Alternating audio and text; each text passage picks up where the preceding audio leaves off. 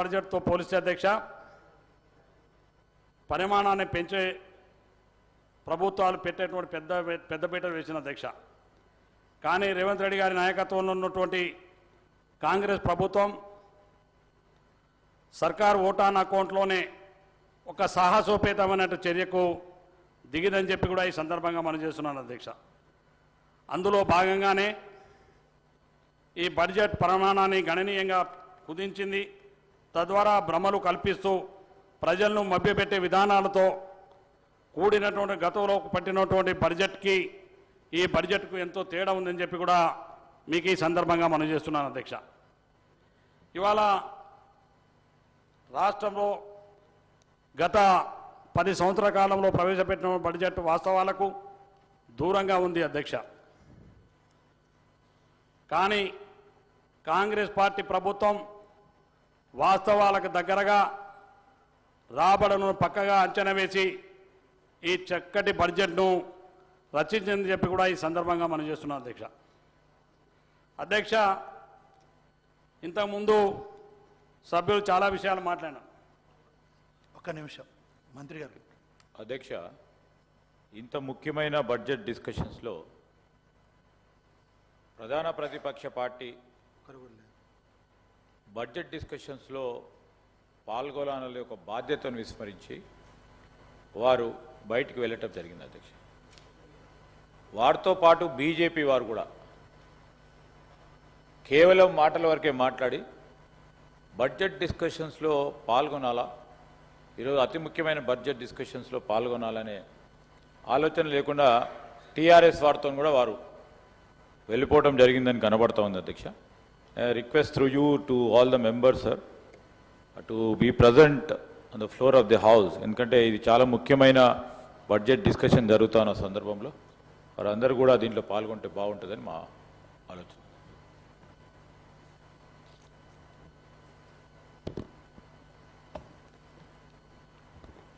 జనరల్గా మనం రిక్వెస్ట్ చేయగలుగుతాం కానీ తీసుకురాలేము కదా. మనం రిక్వెస్ట్ చేయగలుగుతాం కానీ తీసుకురాలేము కదా.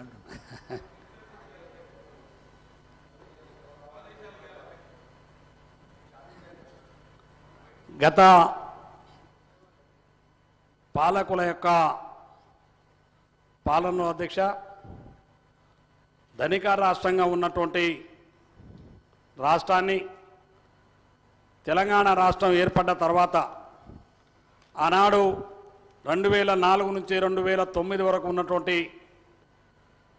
కాంగ్రెస్ పార్టీ ప్రభుత్వం మిగులు బడ్జెట్తో ఈ రాష్ట్రాన్ని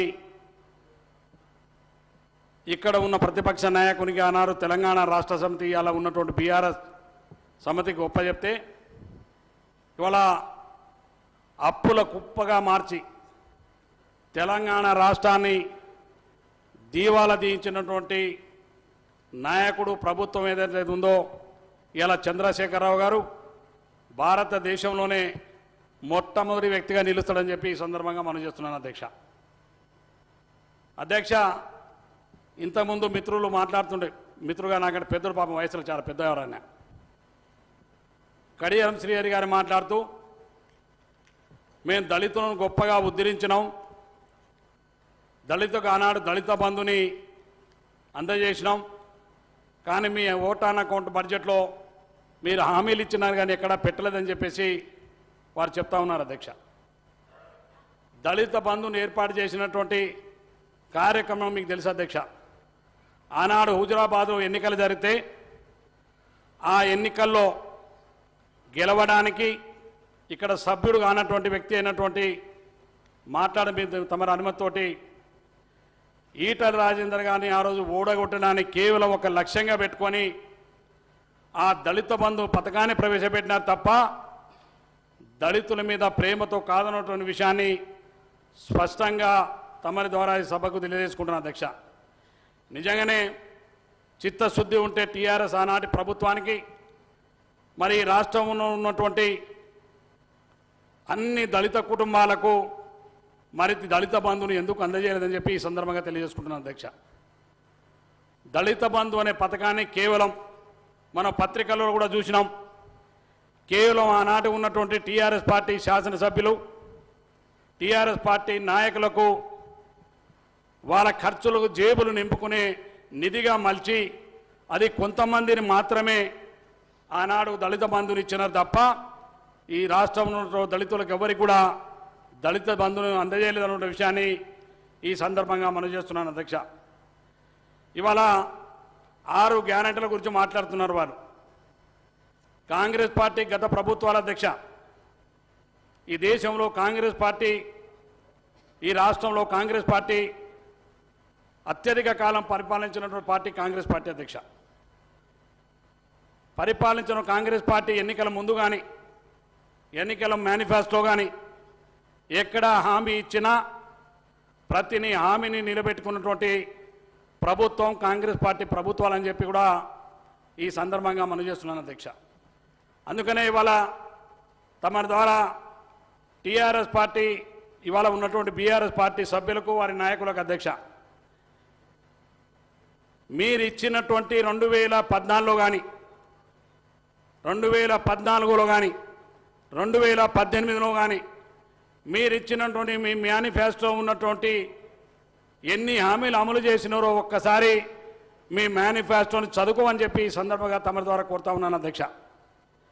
ఆనాడు అధ్యక్ష ఎన్నికల ముందు కేజీ టు పీజీ విద్యను అందిస్తామని చెప్పి పేద విద్యార్థులకు, దళితులకు, గిరిజనుల విద్యార్థులకు అందరికీ కూడా ఆనాడు అనేకమైనటువంటి ఆశలు కల్పించి ఈనాడు కేజీ టు పీజీ విద్య ఏ ఒక్క వర్గానికి అందకుండా కేజీ టు పీజీ విద్యనే ప్రవేశపెట్టినటువంటి ప్రభుత్వం నాయకుడు టీఆర్ఎస్ పార్టీ కేసీఆర్ అని చెప్పి ఈ సందర్భంగా తమ ద్వారా తెలియజేసుకుంటున్నాను అధ్యక్ష.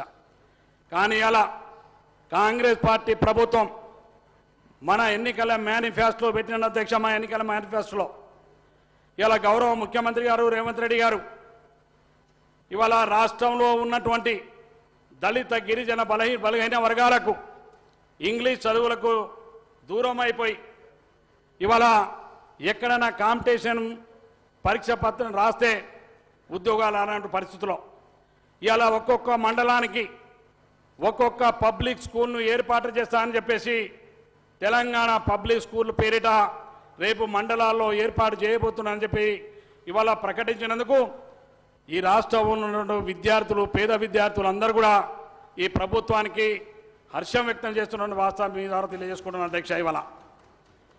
ఇవాళ ఇంకో విషయం చెప్తాను అధ్యక్ష. వాస్తవంగా ఈ రాష్ట్రంలో ఉమ్మడి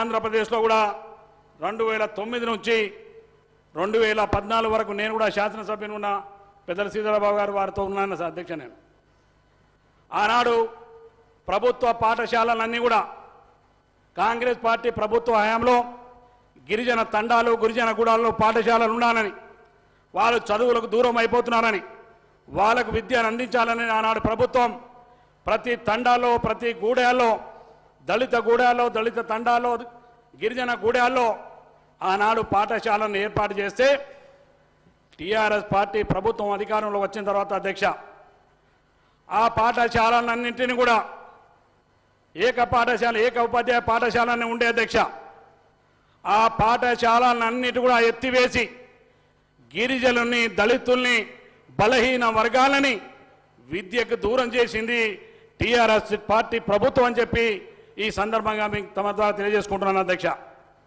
ఎందుకంటే గిరిజనులు, దళితులు చదువుకొని పైకి రావడం ఇక్కడ ఉన్నటువంటి టీఆర్ఎస్ పార్టీ నాయకులకు ఇష్టం ఉండదు అధ్యక్ష. అందుకే ఆనాడు ఆ పాఠశాలలన్నీ కూడా ఎత్తివేసి ఇవాళ మాకందరికీ, మా పిల్లలకు విద్య అందకుండా చేసింది టీఆర్ఎస్ పార్టీ ప్రభుత్వం, ఆనాడు కేసీఆర్ ప్రభుత్వం. అందుకనే గౌరవ ముఖ్యమంత్రి గారు మొన్న ఒక ప్రకటన చేసిన అధ్యక్ష, అన్ని గ్రామ పంచాయతీలు, గిరిజన తండాలుగా ఏర్పడినటువంటి గ్రామ పంచాయతీలు, అదేవిధంగా గిరిజన గుడాలుగా ఏర్పడినటువంటి గ్రామ పంచాయతీలు, దళిత వాడలో ఉన్నటువంటి పాఠశాలలన్నింటి కూడా మళ్ళీ పునరుద్ధరించి మెగా డిఎస్సి ద్వారా మళ్ళీ పేద పిల్లలకు చదువు అందిస్తా అని చెప్పింది రేవంత్ రెడ్డి గారి నాయకత్వంలో ఉన్నటువంటి కాంగ్రెస్ ప్రభుత్వం అని చెప్పి మరొక్కసారి తమ ద్వారా ఈ సభకు తెలియజేసుకుంటున్నాను అధ్యక్ష. ఇవాళ మీకు తెలుసు అధ్యక్ష, ఇవాళ ఇచ్చినటువంటి గ్యారెంటీ హామీలో పడిన ఇవాళ రైతు భరోసా అని చెప్తున్నారు అధ్యక్ష. ఇవాళ రైతు భరోసా అనే కార్యక్రమం ఇంతకుముందు మీరు వాళ్ళకి వినడం ఇష్టం లేకుండా పోయినారు అధ్యక్ష. ఇవాళ రైతు బంధు ఎవరికి ఇచ్చినారు అధ్యక్ష? మీరు ఈ రాష్ట్రంలో రైతు బంధు అర్ధ ఎకరం ఉన్నటువంటి, ఎకరం ఉన్నటువంటి, 2 ఎకరాలు ఉన్నటువంటి ఇవాళ హరిజనులు, గిరిజనులు, దళితులు, బీసులు, బలహీన వర్గాలకు మాకెవ్వరికి 10 ఎకరాల కంటే ఎక్కువ ఇవాళ భూమి లేవు అధ్యక్ష. కానీ చిన్న సన్నకారు రైతులకు వచ్చేటువంటి అర్ధ ఎకరం ఉన్నటువంటి వారికి దళిత రైతు బంధు ఎంత వస్తుంది అధ్యక్ష?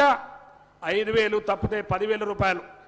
కానీ మీరు రైతు బంధు ఎవరికి ఇచ్చారు అధ్యక్ష? వీళ్ళు ఇవాళ రాష్ట్రంలో రియల్ ఎస్టేట్ వ్యాపారులకు, ఇక్కడ ఉన్నటువంటి మంత్రి మల్లారెడ్డి గారికి, పల్లా రాజేశ్వర రెడ్డి గారికి, చంద్రశేఖరరావు గారికి, అదేవిధంగా రియల్ ఎస్టేట్ వ్యాపారాలు చేసి ఆ యొక్క పొలాల చుట్టూ వందలాది ఎకరాలు ఉన్నటువంటి భూములకు అన్నిటి కూడా ఫినిషింగ్ ఏర్పాటు చేసుకొని వందలాది ఎకరాలతోటి ఫామ్ హౌజులు ఉన్నటువంటి రైతాంగానికి మీరు రైతు బంధు ఇచ్చి వాళ్ళకు లక్షల రూపాయలు ఇచ్చి దోపిడీ ప్రభుత్వ సొమ్ముని ఇవాళ మీరు దారదత్తం చేసి ఒక మాఫియాలాగా తయారు చేసి మీ రాష్ట్రంలో రాష్ట్ర ఆర్థిక పరిస్థితి దివాళా తీయడానికి కారణం మీరని చెప్పి ఈ సందర్భంగా మనం చేస్తున్నాం ఇవాళ. కానీ ఇవాళ ఈ ప్రభుత్వం అధ్యక్ష చిత్తశుద్ధితోటి ఎవరైతే నిన్ననే ముఖ్యమంత్రి గారు ప్రకటించినారో అధ్యక్ష, ఎవరైతే రైతులు పొలాలు పంటలు పండించుకొని ఎవరైతే వ్యవసాయం చేస్తున్న రైతులు ఉన్నారో వారందరికీ రైతు బంధువును అందజేస్తామన్న మాట స్పష్టంగా ఈ సభ ద్వారా గౌరవ ముఖ్యమంత్రి గారు తెలియజేసినారు అధ్యక్ష. ఈ రాష్ట్రంలో ఉన్నటువంటి ప్రతి రైతాంగానికి ఇవాళ రైతులను రెచ్చగొట్టేటువంటి కార్యక్రమం చేస్తున్నటువంటి టీఆర్ఎస్ పార్టీకి మీరు ఎక్కడ కూడా ఇవాళ రైతు బంధుని ఎక్కడ ఇలా రైతు భరోసా ద్వారా మీరు 10,000 రూపాయలు ఇస్తే కాంగ్రెస్ పార్టీ ప్రభుత్వం గౌరవ ముఖ్యమంత్రి రేవంత్ రెడ్డి గారి నాయకత్వంలో ప్రతి సంవత్సరం 15,000 రూపాయలు రైతు భరోసా ఇచ్చేటువంటి కార్యక్రమాన్ని రేపు చేయబోతున్న విషయాన్ని సభ ద్వారా తమరి ద్వారా వీరికి తెలియజేసుకుంటున్నాను అధ్యక్ష. ఇవాళ రైతులను రెచ్చగొట్ట ద్వారా ఇవాళ రైతు బంధు మేము రైతులకు వ్యతిరేకం కాదు అధ్యక్ష. కానీ ఇవాళ కేసీఆర్, కేటీఆర్, హరీష్ రావులు మాట్లాడుతున్న మాట మేము భూస్వాములు రియల్ ఎస్టేట్ వ్యాపారం 100 ఎకరాలు ఉన్నటువంటి వాళ్లకు మీరు రైతు బంధు ఇవ్వమంటూ వద్దంటున్నాం తప్ప, కానీ పేద వర్గాలకు చిన్న సన్నకారు రైతులు పంటలు పండి దాని మీద ఆధారపడే రైతులకు ఎక్కడ కూడా కాంగ్రెస్ పార్టీ ప్రభుత్వం వ్యతిరేకంగా లేదన్న విషయాన్ని ఈ సందర్భంగా మనం చేస్తున్నాను అధ్యక్ష. ఇంకొక విషయం అధ్యక్ష, ఇవాళ నిజంగా గౌరవ ముఖ్యమంత్రి గారు చాలా స్పష్టంగా మాట్లాడారు అధ్యక్ష. చంద్రశేఖరరావు గారికి నిజంగానే తెలంగాణ రాష్ట్ర ప్రజల పట్ల చిత్తశుద్ధి ఉన్న ఈ సభను నడిపినటువంటి 10 సంవత్సరాలు ముఖ్యమంత్రిగా చేసినటువంటి వ్యక్తి ఈ సభకు వచ్చి ఈ సభ ద్వారా ఈ ప్రభుత్వం చేపట్టినటువంటి కార్యక్రమాలు ఏమైనా లోపాలు ఉంటే చెప్తూ నిజం కూడా నేను మొన్ననే మా గౌరవ శాసనసభ వ్యవహారాల శాఖ మంత్రి గారిని అడిగినాను, కానీ నాకు ఎందుకో సమయం దొరకలే. ఆ రోజు ఇరిగేషన్ శాఖ పట్ల ఇవాళ నల్లగొండ జిల్లాలో వీరి ఇవాళ సభ పెట్టినారు అధ్యక్ష. దేని సభ పెట్టిన అధ్యక్ష? వెళ్ళివాళ్ళ తెలంగాణ రాష్ట్రంలో మరి ఇవాళ బాగా దగబడ్డటువంటి జిల్లా నల్లగొండ జిల్లా అధ్యక్ష. అందులో మొదటి ప్రాంతం నా శాసనసభ నియోజకవర్గం అధ్యక్ష. ఇవాళ గిరిజనులు అధికంగా ఉండి కనీసం ఎకరానికి సాగు నీరు లేనన్నటువంటి ప్రాంతం దేవరకొండ ప్రాంతం అధ్యక్ష. కానీ ఇవాళ వీళ్ళు ఈ దేవరకొండ ప్రాంతాన్ని, నల్లగొండ జిల్లాని ఇవాళ నీటిని శాశ్వతంగా మరి దూరం చేసేటువంటి కార్యక్రమాన్ని మీరు అమలు చేసి కేంద్రంలో రాష్ట్రంలో ఉన్నటువంటి ప్రాజెక్టులను మీరు ఒప్పజెప్పి ఇవాళ కాంగ్రెస్ పార్టీ పైన నెట్టేటువంటి, కాంగ్రెస్ ప్రభుత్వం పైన నెట్టేటువంటి అపవాదం చేస్తున్నారు అధ్యక్ష, నిపమటాలని. కానీ ఇవాళ అధ్యక్ష మా నియోజకవర్గంలో అధ్యక్ష వీళ్ళు ఎస్ఎల్బిసి టన్నెళ్ళు ఇక్కడనే ఉన్నారు. అచ్చంపేట శాసనసభ్యులు మా సోదరుడు, వారి నియోజకవర్గం టన్నెల్ ఆనాడు స్వర్గీయ రాజశేఖర గారు కాంగ్రెస్ పార్టీ ప్రభుత్వం ఆనాడు ప్రారంభించింది. దాదాపు 23 కిలోమీటర్లు పూర్తి